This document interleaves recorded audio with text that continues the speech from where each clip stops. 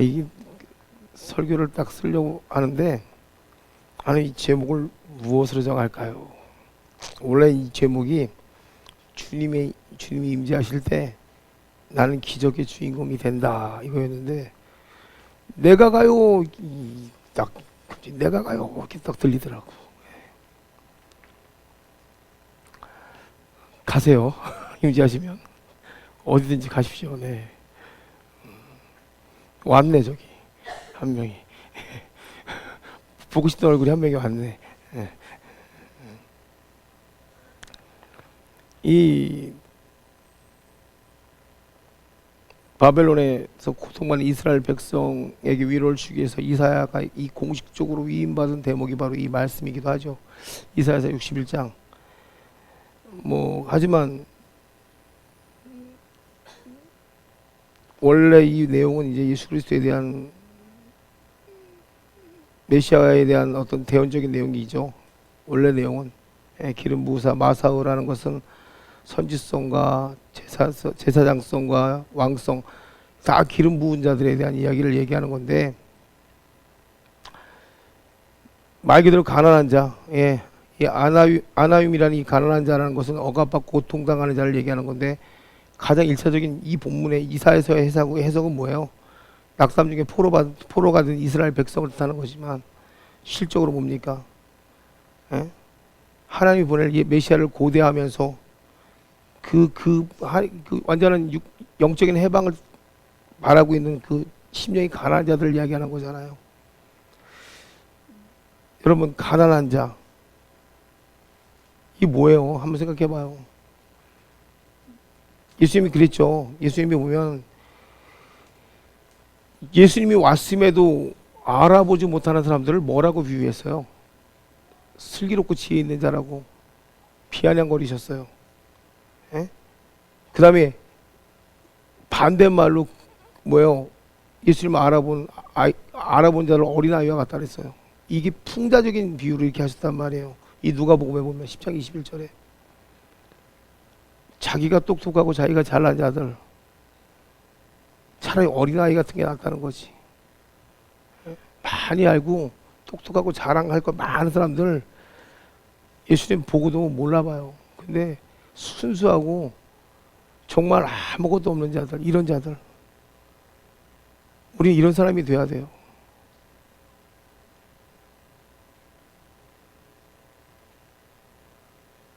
정말 예수님을 고대하고 바라는 사람은, 오직 심령 안에 예수님만 찾는 사람은요, 예수님을 만나면 알아보게 돼 있어요.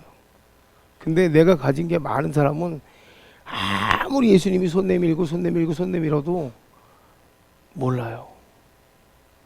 신기할 정도로. 포로된 자도 마찬가지예요. 이 포로된 자, 이 갇힌 자, 이 포로된 자라는 것은요, 사실 말 그대로 1차적인 거는 바벨론의 포로된 자를 얘기하는 거겠죠. 하지만 이 구원받아야 될 자들이거든요. 죄 가운데 묶인 자들. 뭐가 죄냐고요? 한번 생각해 보라고요. 동일한 얘기예요. 종된 자들이에요. 세상의 종된 자들. 주님 모르고 세상의 종된 자들. 말씀의 의미를 모르고 내 방식대로, 내 원하는 대로 찾아가는 자들. 아무리 말씀을 가르쳐도 말씀의 길을 찾지 못하는 자들이 종된 자들 아닙니까? 아무리 말씀으로 길을 예비해줘도 이 말씀을 따라가지 못하는 자들이 종된 자들 아닐까 저는 싶어요. 제가 어제도 그런 비유 했잖아요. 우물가의 여인을 예수님이 만났을 때 다른 얘기 했습니까? 우물가의 여인에게 너 남편에 대해서 말했을 때 그 여자 저 남편 없어요 그랬어요. 그때 너 맞아, 너 남편 없어. 그 여인에게 남편이 없었나? 실제로 5명이 있었고 지금 사는 남편이 아니었어요. 우리는 다 비유적인 내용으로 알겠지만 말씀이라는 게 그런 거 아닙니까? 내 심중 깊숙이 들어와서 내 마음에, 내 뼛속, 그러니까 내 골수 속, 내 세포 하나하나를 다 짚고 들어와서 뭐예요? 내 모든 것들을 치유하고 회복할 때 내 심중에 변화가 일어나는 게 말씀이에요. 율법은 뭐예요? 율법은 가르치는 거에 끝나요. 율법은 나를 평가하는 거에 끝나요. 율법은 뭐예요? 나를 잣대로, 우리 봐봐요. 내 언어가요. 그건 아니야. 이거는 맞아. 이거는 틀려. 이거는 말이지 이거야 저거야 이거야. 평생 그 언어 안 바뀌죠. 그런 언어가 아니라 이 심중 깊숙이 그물을 내려서요, 이 사람의 아픔 하나하나를 쫙쫙 긁어가지고 그걸 뭐요? 알아주고 치료하고 회복시키잖아요. 그게 복음이거든요. 푹 찌르는 것 같은데 쑥 들어와서 그 여인의 모든 것들을 다 알고 나니까 여인이 메시아라고 자기 입으로 고백해버리잖아요. 그게 복음이거든. 그때 자기 이방 땅에 가서 자기가 미친 듯이 메시아를 만났다고 얘기하거든. 그게 포로되고 갇힌 자에게 자유함을 주는 거예요.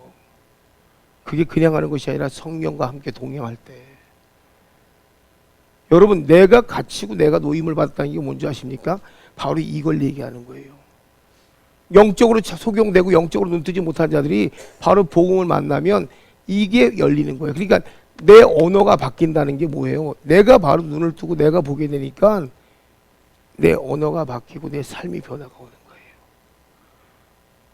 메워버리는 거예요. 메워버리니까 맨날 육신에 대한 것만 그냥 눈에 보이는 거예요. 너 그렇잖아. 너 그렇잖아. 그러니까 하나님의 사역에 대한 중심으로 보는 게 아니라 계속 내 아픔, 나는 과거에 내 부모에게서 이렇게 대접받기 때문에 이게 예수 그리스도를 통해 변화를 일으키는 것이 아니라 계속 그 육신에 대한 것만 계속 갖다 퍼주면서 이렇게 해야 애들이 변화돼, 이렇게 해야 남편이, 이렇게 해야 아내가 변화돼, 계속 이걸 받아야 돼, 이거 꼭 받아야 돼. 그게 갇힌 자들이에요. 그게. 근데 성경은 계속 너희가 예수님 만나면 변화될 수 있어, 예수님 만나면 너희가 완전한 변화를 일으킬 수 있으라고 얘기를 하는데, 오늘 이 본문의 내용이 그거예요. 진짜 복음이 내 안에 들어오면 그 변화가 일어나고 그 변화를 통하여 뭐예요? 다른 자들에게 변화를 일으킬 수 있다는 얘기를 해보고 싶은 거예요. 이 성경에서 많은 경우 뭐예요? 종들에게 이렇게 성령의 임재를 지금 이야기하고 있단 말이에요. 예? 성령의 임재를 주님의 영이 임했다고도 표현하고, 예, 그 만남의 표현들을 이렇게 많이 한단 말이에요. 누구와 함께 하셨다는 얘기도 하고. 가장 먼저 모세를 만나네요. 예. 모세를 하나님께서 떨기나무 가운데 만나요. 또 출애굽기 3장에서는 뭐냐면 그에게 나타나시니라 이렇게 얘기해요. 그러면서 출애굽기 3장 10절에 이제 내가 너를 바로에게 보내요. 너로 내 백성 이스라엘 자손을 애굽에서 인도하여 내게 하리라. 이 만나자마자 모세에게 명령을 하는 거야. 예. 뭐예요? 압제 가운데서 건져내라는, 그리고 약속의 땅으로 보내라는 작전을 딱 세워버리는 거예요. 그러니까 모세가 실패하자 여호수아에게 또 비슷한 말씀을 통해서 뭐예요? 실패한 가나안 땅에 입성을 얘기하는 거예요. 그들이 두려워했던 거인들과 다른 적들이 있음에도 불구하고 이스라엘 백성들이 기업으로 인도해서 그 기업으로 받아야 할 그 땅의 인물을 누구에게 또 여호수아에게 똑같이 나타나셔서 또 얘기를 하는 거야. 신기하죠? 하나님의 임재가 나타나면 울고 불고 눈물 짜고 기뻐서 날뛰는 것이 이게 다인 줄 알았는데, 하나님의 임재가 딱 임하는데 우리가 눈물 뿌려서 기뻐하는 게 다가 아니라 명령이 떨어져. 명령이 감당할 수 없는 명령이 떨어져. 가장 연약하고 가장 굴욕적인 삶을 살고 있는 기드온에게도 뭐예요? 이스라엘을 미디안 소나기에서 구하라는 명령이 또 떨어져. 그 다음에 마태복음 28장에도 예수님께서 제자들에게 나타나셔서 뭐예요? 또 한 번 얘기를 해. 하늘과 땅의 권세를 내게 주었으니 뭐예요? 너희는 또 뭐예요? 세상에 나가서 저들에게 세례를 베풀래요.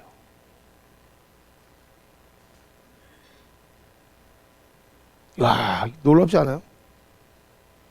하나님의 임재가 우리에게 무언가를 계속 요구해 오고 있어요. 그냥 나에게 눈물을 흘리고 기뻐하고 예배하는 것에서 멈춰지는 것이 아니라 하나님의 임재가 나에게 뭐요? 지금 이 성경을 보니까요, 신구약 막론하고 뭐요? 계속 뭔가를 요구하고 있어요. 네가 할 수 없는 것, 네 능력으로 안 되는 것을 뭐요? 정복하래요. 너희가 지금 이 자리에서 기도하고 예배하고 말씀을 통하여 부르짖고, 근데 그것들을 뭐요? 하나님의 임재 가운데 정복해 나가래요. 제가 어저께 놀란 게 뭐냐면, 제가 얼마 전에 그런 얘기를 했어요. 우리 교회가 바뀌었어. 우리 교회가 이 재단에서 떨어지는 불이 완전히 바뀌었어. 나는 우리 교회가 이제 곧 하나님께서 어떻게 쓰실지가 보여. 제가 계속 이 말씀을 선포했어요. 근데 교회가 바뀌었어요. 어떻게 바뀌었냐고요? 제가 저희 교회 청년들한테 기하마고 놀랐어요. 저희 교회 청년들이 예전에는요, 조그만 영적인 공격이 오면은 팩 쓰러졌어요. 저희 청년들이 어저께요, 새벽 3시, 4시까지 기도했어요.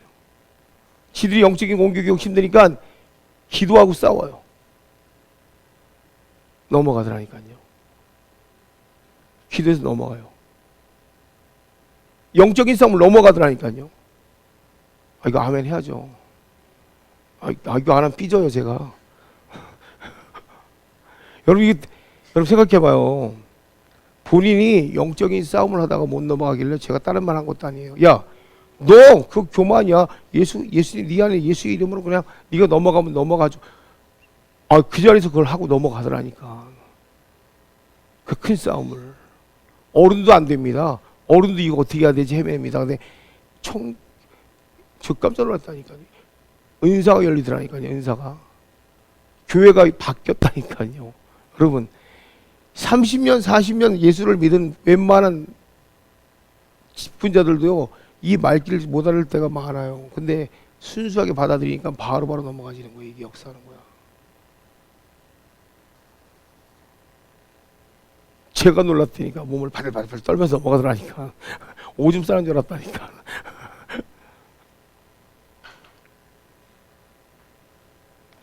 여러분 잘 들어보세요. 하나님께서 우리와 함께 한다고 하실 때는요, 뭐요?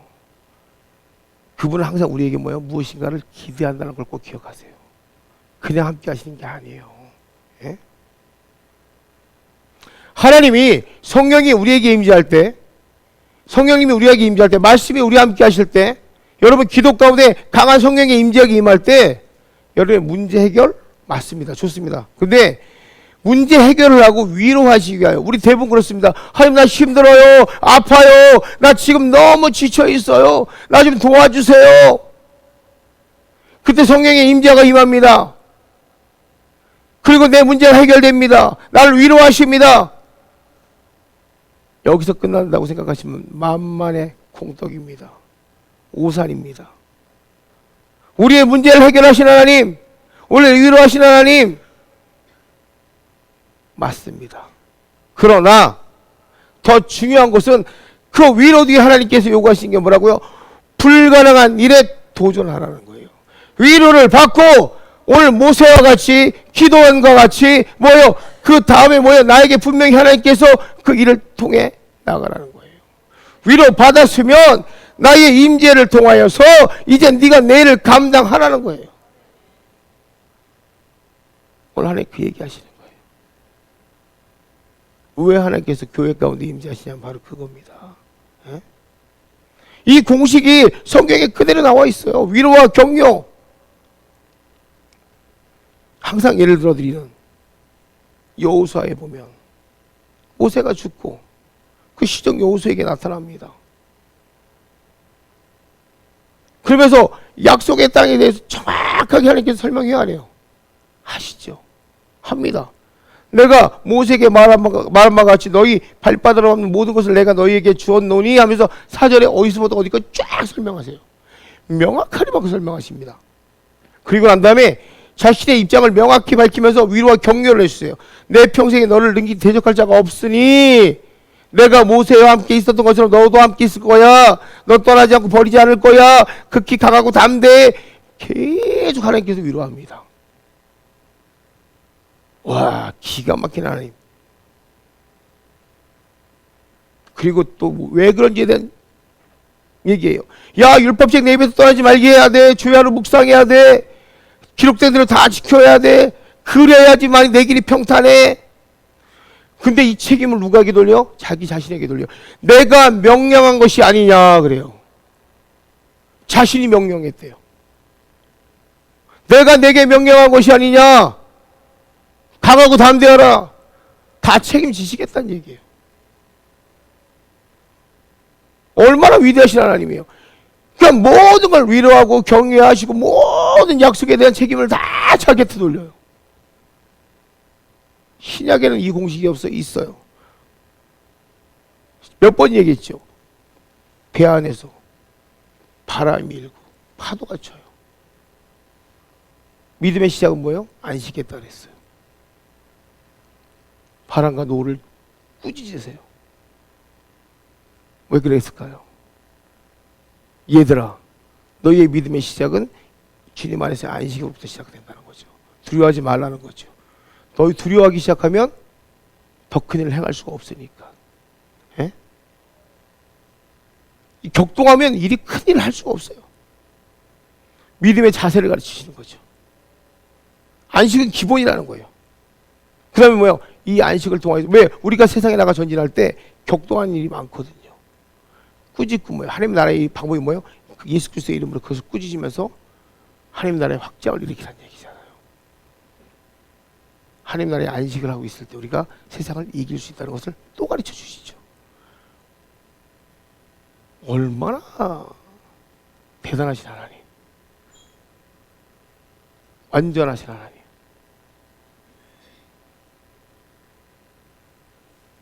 여러분, 이렇게 하나님께서 우리에게 너무나 세상에게 말씀을 통해서 퍼펙트하게 가르치고 계시는 거예요. 네? 이런 하나님이 우리와 함께 하신다니까요. 이미 성경은 우리에게 모든 길을 다 제시하고 있다는 거예요. 그냥 가라는 것도 아니고 격려하시면서 위로하시면서 우리가 이 길을 못 보는 거지.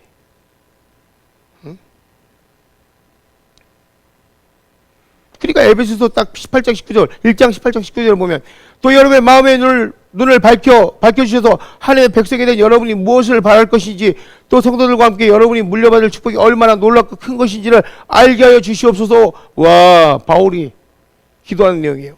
그리고 우리 믿는 사람들 속에 강한 힘으로 활동하시는 하나님의 능력이 얼마나 위대한지를 여러분에게 알게 하여 주시길 바랍니다.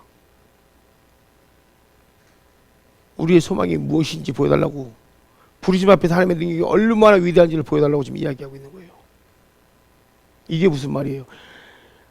하나님이 함께 하심으로 불가능한 것을 가능케 하는 이 능력을 보여달라는 거예요.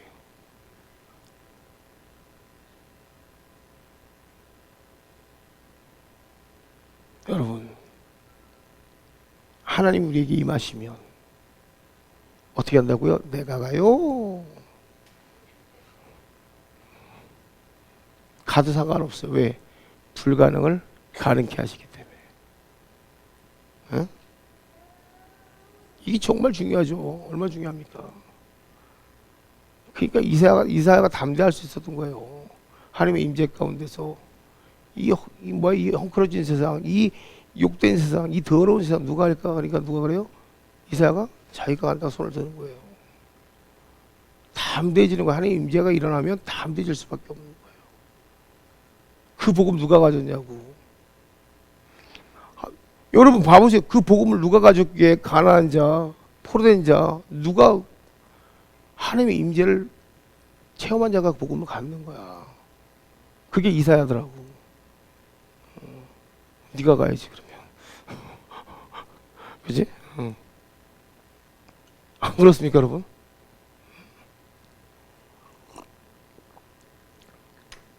그러니까 사도행전 10장 38절에 보면 제가 이제 공동 번역을 읽어드리면 나사렛 예수에 관한 일들입니다. 하나님께서는 그분에게 성령과 능력을 부어주시고 그분과 함께 하셨습니다.